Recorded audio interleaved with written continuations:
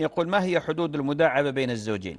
أخوي الفاضل، بارك الله فيك، الله عز وجل أباح للزوج وللزوجة أن يتعاشر بالمعروف، وأن يداعب الرجل امرأته والمرأة زوجها. وربنا جل وعلا، وهذا أدب عظيم، أدب عظيم، كنا سبحانه وتعالى عن ما يحصل بين الزوجين من الأمور الحميمية والخاصة. ولذلك أعطى عندنا قاعدة في الشريعة: كل شيء يجوز بين الزوجين إلا في حالتين. الحالة الأولى أن يحرم على الرجل أن يأتي امرأته في حالة الحيض، لقول الله تعالى: ويسألونك عن المحيض قل هو أذى فاعتزلوا النساء في المحيض.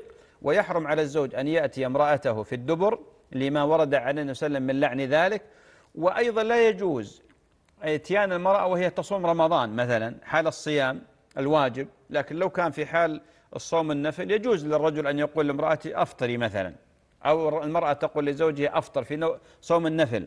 وكذلك إذا كانت المرأة متلبسة بإحرام، يعني في عمرة أو حج، خلاص دخلت في النسك، أو الزوج متلبس بإحرام، لا يجوز الجماع ولا مقدماته. فإذا حفظنا هذه القاعدة، كل ما يعني يقرب الزوج إلى زوجته والزوجة إلى زوجها من المداعبة وغير ذلك، الأصل فيه الإباحة والحل والجواز. بارك الله فيك.